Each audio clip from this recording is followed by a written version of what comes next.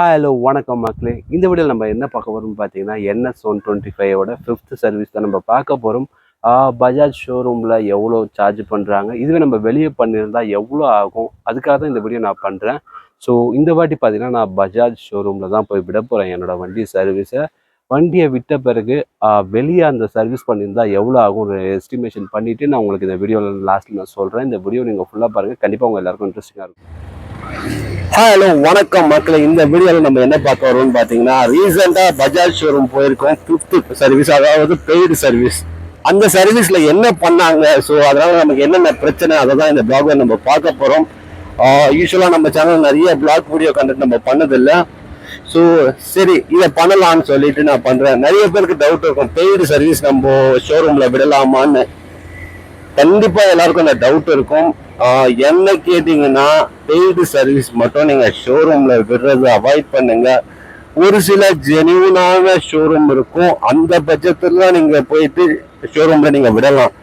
So ஷோரூம்னாலே அவங்க mentality எப்படி இருக்கும்னு பார்த்தீங்கன்னா, நம்ம கிட்டேருந்து காசு கொள்ள அடிக்கணும். என்னடா எப்படி சொல்கிறான்னு கேட்டிங்கன்னா, அந்த அளவுக்கு நான் பாதிக்கப்பட்டேன். ஸோ அதனால தான் இந்த வீடியோ நான் பண்ணுறேன். யூஸ்வலாக நெகட்டிவான வீடியோ நம்ம சேனலில் இது வரைக்கும் பண்ணதே இல்லை. அந்த ஷோரூமில் நான் பாதிக்கப்பட்டது என்னன்னு நான் டீட்டெயிலாக சொல்கிறேன்.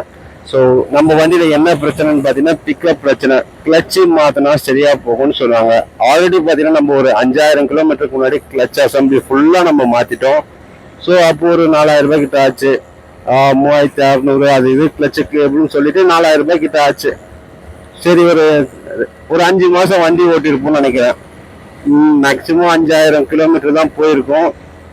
திருப்பி பார்த்தீங்கன்னா கிளச்சு ப்ராப்ளம் சொன்னாங்க. எனக்கு டவுட்டாக இருந்தது.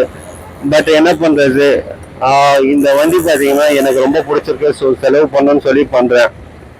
நெக்ஸ்ட்டு பார்த்தீங்கன்னா செயின்ஸ் பேக்கெட் அது போயிடுச்சுன்னு சொன்னாங்க. ஸோ அதையும் மாற்ற சொல்லிட்டேன். மொத்தம் பில்லு எவ்வளோ சார்ஜ் பண்ணாங்க பார்த்தீங்கன்னா 8000 சில்லற. அதில் என்னென்ன பண்ணாங்கன்னு நான் டீட்டெயிலாக நான் வீடியோவில் சொல்கிறேன். இதுக்கு பிரேக்கு ஃப்ரண்ட்டுக்கு மட்டும் பார்த்தீங்கன்னா டிஸ்க் பேடு மாற்றிருக்காங்க. அப்புறம் பேக்குக்கு பார்த்தீங்கன்னா ட்ரம் பிரேக்கு மாற்றிருக்காங்க. டீட்டெயிலான ப்ரைஸ் வந்து நான் உங்களுக்கு வீடியோவில் அட்டாச் பண்ணுறேன், பாருங்கள். ஸோ பிளாக் பண்ணும்போது பார்த்தீங்கன்னா டேட்டாலாம் கையில் ஹேண்டியாக இல்லை. ஸோ அதனால் நான் உங்களுக்கு அட்டாச் பண்ணுறேன் இமேஜில், பாருங்கள் எவ்வளோ இருக்குன்னு. மொத்தம் பார்த்தீங்கன்னா 8000 சில்லற மேலே சொன்னாங்க. சரி, எல்லாம் சரியாயிடுச்சு. நான் சர்வீஸ் முடிஞ்ச பிறகு நான் 8000 சில்லற கொடுத்து அவங்கக்கிட்ட வண்டியை வாங்கினேன். வாங்கும் போது பார்த்தீங்கன்னா, எடுத்துகிட்டு போகும்போதே பார்த்தீங்கன்னா வண்டி பிரேக்கு பிடிக்கல. சரி, திருப்பி வாங்கலான்னு போனால் 7 மணிக்கு கடையை சாத்திட்டாங்க. அவங்க கூப்பிடும் போதே பார்த்தீங்கன்னா, சார் 6:30 மணிக்கா வாங்கன்னு தான் கூப்பிட்டாங்க. ரொம்ப கடுப்பாயிடுச்சு கைஸ். அதே மாதிரி பிக்கப் பிரச்சனை இருக்குது. இதை நான் வெளியவே பண்ணியிருக்கலாம்ல. எதுக்கு ஒரு ஷோரூமை நம்பி நான் போனேன், பஜாஜ் ஷோரூமில். பிக்கப் ப்ராப்ளம் அவங்க ஒன்றும் சரி பண்ணி கொடுக்கல. அப்புறம் பார்த்தீங்கன்னா பிரேக்கு, இது வந்து பேசிக்கான ஒரு விஷயம் கைஸ். ஸோ ஃப்ரண்ட் பிரேக்கு சுத்தமாக பிடிக்கல. கொஞ்சம் யோசிச்சு பாருங்கள், சுத்தமாக பிரேக்கு பிடிக்கலன்னு இருக்கும்போது எவ்வளோ கடுப்பாகும் அவங்களுக்கு. நான் வண்டி வாங்கிட்டு கொஞ்சம் தொலைவு எடுத்துட்டேன். அதுக்கப்புறம் பார்த்தீங்கன்னா சார் ஷோரூம் க்ளோஸ் ஆயிடுச்சு. அந்த டைமில் கம்ப்ளைண்ட் எடுக்க மாட்டாங்க, மறுநாள் தான் எடுக்கணும். இதுக்காக இன்னொரு நாள் நான் ஒர்க்கிங் டே அப்போ தான் வரணும். ஏன்னா ஞாயிற்றுக்கிழமை ஷோரூம் இருக்குது, அதில் சனிக்கிழமை கொடுத்துருக்காங்க. அப்போ பிடிச்சிருக்காங்க சனி. நிறைய பேர் பார்த்தீங்கன்னா ஷோரூமில் போனால் நல்லா இருக்கும்னு நினைப்பீங்க, அப்படி கிடையாது. என்னோட பர்சனல் அட்வைஸ் பார்த்தீங்கன்னா, இந்த ஷோரூமில் லிட்ரலி பார்த்தீங்கன்னா வண்டியை வாங்கி வச்சு ஒரு மாதம் அலைய வச்சாங்கன்னு தான் சொல்லணும். நான் வண்டி வாங்கிட்டு நெக்ஸ்ட் வீக்கே எடுத்துகிட்டு போய் அவங்கக்கிட்ட கொடுத்தேன். இந்த மாதிரி பிரேக்கு பிடிக்கல, பிக்கப் இஷ்யூ, அதுக்கப்புறம் இது தேவையில்லாமல் ஒரு விஷயத்த நான் பண்ணேன்.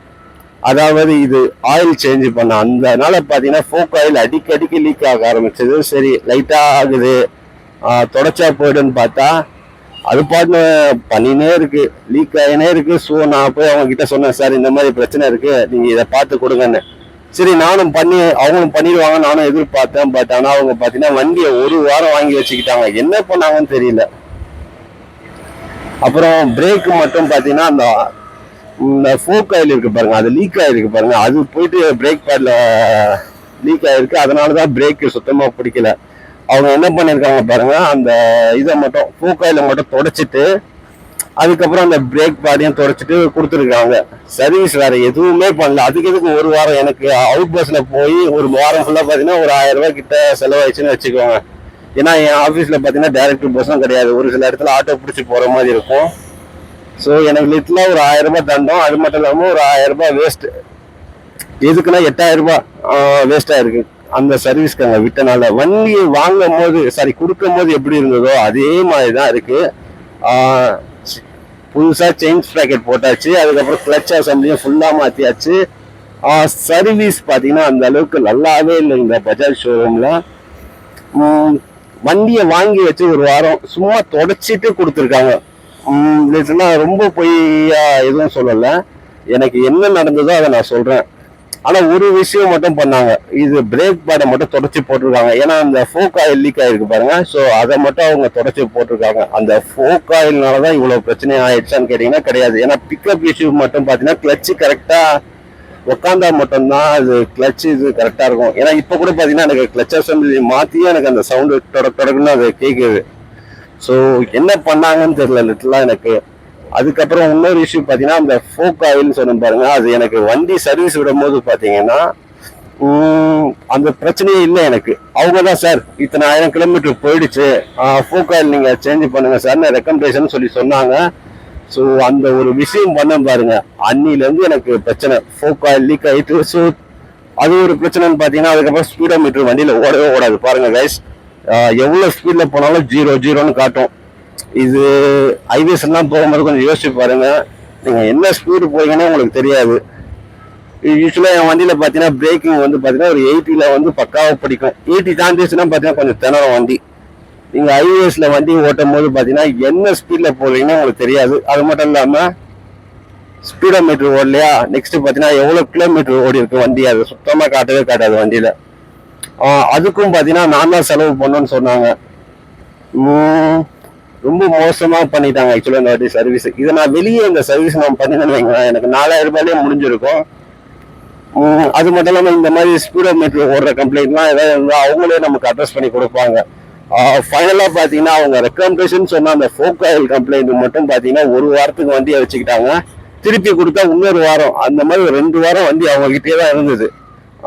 ஃபோக் ஆயில் சரியாயிடுச்சான்னு கேட்டீங்கன்னா இந்த வாட்டி மட்டும் சரியாயிடுச்சு. ஒரு வாரம் மட்டும் வாங்கி வச்சுக்கிட்டு சும்மாவே கொடுத்தாங்க. ஃபர்ஸ்ட் வாட்டி பண்ணும் போது மட்டும் பாத்தீங்கன்னா லைட்டா லீக்கேஜ் இது. அடுத்த வாட்டி கொடுக்கும்போது பாத்தீங்கன்னா புதன ஆயில் ஊத்துது.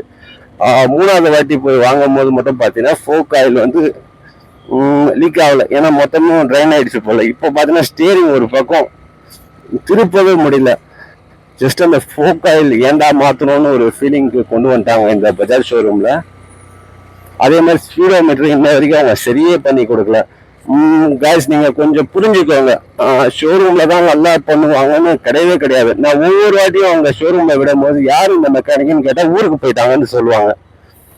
மெக்கானிக்கை காப்பாத்துறாங்க. ஏன்னா சுத்தமா அவங்களுக்கு தெரியல, அந்த பேசிக் இது கூட தெரியாம தான் பண்ணியிருக்காங்க. இல்லைன்னா இந்த அளவுக்கு பிரச்சனை ஆயிருக்காது வண்டியில. நிறைய பேர் ஷோரூம்ல விட்டா உங்களுக்கு வாரண்டி கிளைம் ஆகும்னு கேட்டீங்கன்னா அது ஆகும் ஒரு சில விஷயத்துக்கு மட்டும்தான், அந்த பேட்டரிக்கு.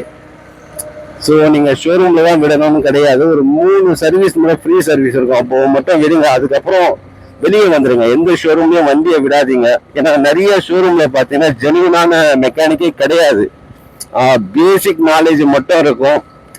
என் விஷயத்துல கூட பாத்தீங்கன்னா ஃபோக் ஆயில் கம்ப்ளைண்ட் வரத்துக்கு காரணமே அவங்க தான். நல்லா இருந்த வண்டியில ஃபோக் ஆயில் மாத்தணும், இவனுங்க காசுக்கு ஆசைப்பட்டு தேவையில்லாம ஃபோக் ஆயில் மாத்திருக்காங்க. மாத்த தெரியாம அது லீக்கேஜ் ஆயிருக்கு. ஸோ நான் கண்டிஷனா சொல்லிட்டேன், என்கிட்ட இருந்து ₹1 வராது உங்ககிட்ட. உங்ககிட்ட கொடுக்கும் போது என்ன பிரச்சனை இருந்ததோ அதை நீங்க சரி பண்ணி கொடுக்கணும்னு சொன்னேன். எனக்கு ஃபோக் ஆயில் பிரச்சனையே இல்லை. அப்புறம் எப்படி சார் நீங்க சார்ஜ் போடுவீங்கன்னு கேட்டா சரி அது பண்ணி தரேன்னு சொன்னானுங்க. சரி பண்ணி கொடுத்த பிறகு பாத்தீங்கன்னா இப்போ ஸ்டேரிங் வந்து எப்படின்னா ஒரு ராடை பிடிச்சி வண்டி ஓட்டுற மாதிரி இருக்கு, ஸ்டேரிங்கை பிடிச்சி ஓட்டுறது. கைஸ் நீங்க ஷோரூம்ல விடும் போது மட்டும் கொஞ்சம் பார்த்து பண்ணுங்க. அதே மாதிரி இது 5th சர்வீஸ். ஸோ எனக்கு நெக்ஸ்ட் சர்வீஸ் அவங்க கிட்ட கண்டிப்பா நான் விட மாட்டேன். காரணம் பாத்தீங்கன்னா இவ்வளவு பிரச்சனை வந்திருக்கு. பிக்கப் இஷ்யூன்னு மட்டும் நான் சொன்னேன், அதுக்கு அவங்க எதுவுமே பண்ணி தரல. கிளச்சு அசம்பிளி ஃபுல்லா மாத்த சொன்னாங்க, சரி மாத்திக்கோங்கன்னு சொல்லிட்டேன். அப்படி இருந்தும் பாத்தீங்கன்னா பிக்கப் இஷ்யூ இருக்கு.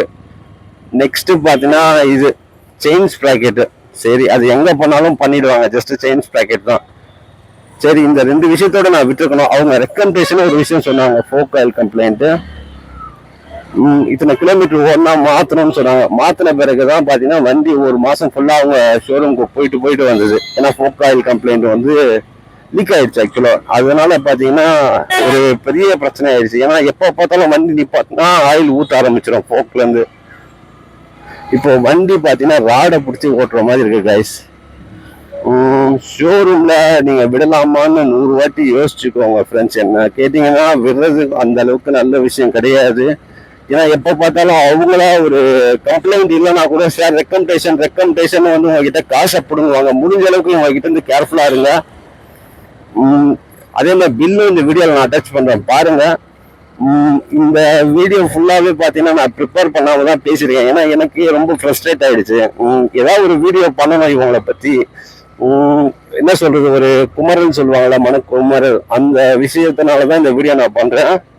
ஸோ மற்றபடி எனக்கு ஷோரூம் ஃபர்ஸ்ட் 2 வாட்டி ஆயில் சேஞ்ச் அதெல்லாம் கரெக்டாக தான் பண்ணி கொடுத்தாங்க. அதே மாதிரி வாட்டர் வாஷ் விடும் போது அவங்க கேவலமா பண்ணுவாங்க. ஏதாவது எப்படின்னா அந்த தூசு மட்டும் போகாது, வண்டியிலேருந்து கொஞ்சம் பெயிண்ட்டும் போகும். அதெல்லாம் கொஞ்சம் மேனேஜ் பண்ணிக்கிட்டு இவங்க கிட்ட நான் வண்டியை கொடுத்தேன். பட் இந்த மாதிரி பண்ணி விட்டாங்க. நெக்ஸ்ட் சர்வீஸ்ல வண்டியை விட மாட்டேன். அதே மாதிரி நீங்களும் ஒரு எஸ்டிமேஷன் பண்ணுங்க. இந்த பில் நான் அட்டாச் பண்றேன். இதுவே மெக்கானிக் கிட்ட விட்டா எவ்வளவு ஆகும் நான் என் ஃப்ரெண்டை விட்டு நான் விசாரிக்க வச்சேன். அவன் பாத்தீங்கன்னா ஒரு 4000 சில்லற கிட்ட சொன்னான். நீங்க உங்க லோக்கல் மெக்கானிக்ல விட்டா எவ்வளவு ஆகும்னு மறக்காம கீழே கமெண்ட் பண்ணுங்க. அதே மாதிரி நீங்க நெக்ஸ்ட் வாட்டி உங்க வண்டியை விடும் போது 5th சர்வீஸ் இல்லை 6th சர்வீஸ் இந்த மாதிரி ஷோரூம்ல விடுவீங்களா இல்லையா அதையும் மறக்காம கமெண்ட் பண்ணுங்க. நெக்ஸ்ட் ஒரு நல்ல டாபிக் கூட பார்க்கலாம் மக்களே. வீடியோ பாய். காய்ஸ் இவ்வளோ நீங்கள் வீடியோ பார்த்துருப்பீங்க. கண்டிப்பாக எல்லாருக்கும் அந்த வீடியோ பிடிச்சிருக்கும்னு நினைக்கிறேன். பிடிச்சிருந்தா மறக்காம நம்ம சேனலை சப்ஸ்கிரைப் பண்ணுங்க. வேறு ஏதாவது டவுட் இருந்தால் கீழே கமெண்ட் பண்ணுங்க. நெக்ஸ்ட் ஒரு இன்ட்ரெஸ்டிங்கான ஒரு டாபிக் கூட உங்களை சந்திக்க போகிறேன். உங்களிடமிருந்து விடைபெறுது உங்கள் பாலா. நன்றி, வணக்கம் மக்களே.